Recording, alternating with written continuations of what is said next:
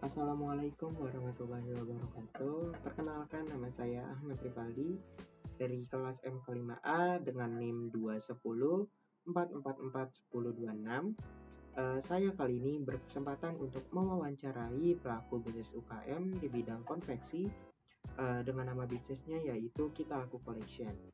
Toko ini berjualan secara online dan juga menjual produk berupa baju pesta anak-anak. Dan tujuan saya membuat video ini adalah untuk memenuhi tugas mata kuliah kewirausahaan. Jadi tanpa berlama-lama lagi, langsung saja kita lanjut ke pertanyaan pertama. Assalamualaikum warahmatullahi wabarakatuh. Perkenalkan, nama saya Ahmad Rivaldi. Sebelumnya saya ingin mewawancarai pelaku bisnis UKM dengan model bisnis konveksi. Nah, langsung saja ke pertanyaan pertama.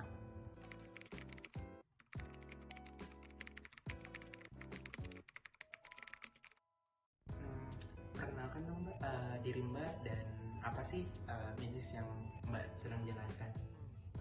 Saya Susana Rifani, saya merupakan mahasiswa Universitas Indonesia yang juga sambil mengelola bisnis keluarga di bidang konveksi, yaitu produksi dress pesta anak. Ini salah satu produk hasil dari toko kita. Dulu keluarga saya itu mengirimkan produk-produknya ke toko-toko di pasar-pasar, salah satunya di Tanah Abang. Jadi kita menggunakan metode B2B atau business to business. Kemudian saat COVID melanda, akhirnya pasar tutup. Akhirnya kita cari cara untuk melakukan penjualan di platform lain, yaitu platform online. Kita membuka toko-toko di beberapa e-commerce seperti Shopee, Lazada, dan TikTok.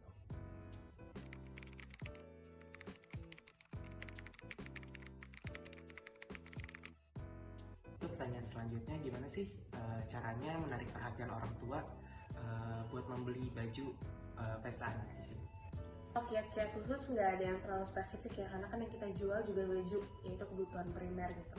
Paling yang kita lakukan itu terus ikutin tren atau zaman yang ada gitu. Apa yang diproduksi untuk orang dewasa biasanya kita juga implementasikan untuk produksi kita di baju anak-anak.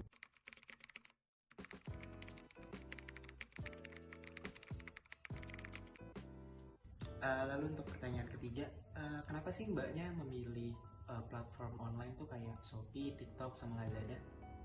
Oke, sebenarnya awalnya kita mulai dari Shopee ya. Dari semua platform yang udah dipelajari, memang Shopee ini lebih simpel daripada platform-platform lainnya gitu. Dan Lazada dan TikToknya juga terus seiring berjalannya waktu juga nggak dari awal. Kita awal tuh fokus di Shopee aja dulu. Yang tadi dibilang Shopee, Lazada, TikTok sih sejauh ini mereka platform-platform yang udah kita kuasai dan kita rasa lebih mudah daripada platform-platform e-commerce lainnya gitu sih.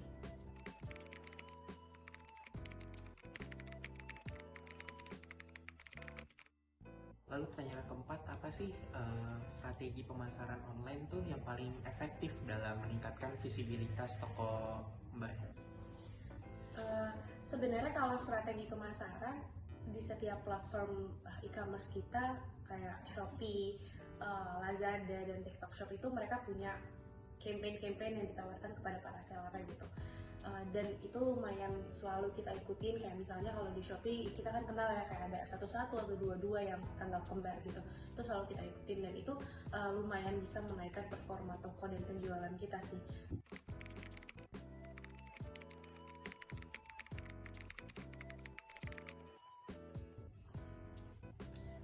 Nah, kita udah sampai di pertanyaan terakhir nih. Pertanyaannya itu, apa sih rencana Mbak ke depannya dalam mempertahankan atau memperluas toko Mbak? Oke, kalau buat rencana kedepannya, yang pasti kalau sekarang sih maunya bisa mengeksplor lebih di 3 platform yang udah kita punya ya, yaitu di Shopee, Lazada, dan TikTok Shop. Tapi namanya penjual pengennya sih punya toko lebih dari 3 e-commerce tersebut. Tapi balik lagi itu kan proses yang panjang ya, kita perlu mempelajari e-commerce yang ada juga dulu. Paling kita juga sambil menunggu hal tersebut, kita akan terus ingin melakukan inovasi-inovasi, baik dari segi inovasi produk, inovasi campaign, inovasi promosi-promosi yang kita lakukan. Kurang lebih sih seperti itu. Baik Mbak, terima kasih buat waktunya dan semoga rencana kedepannya terlaksanakan dan semoga sukses terus bisnisnya. Amin, terima kasih.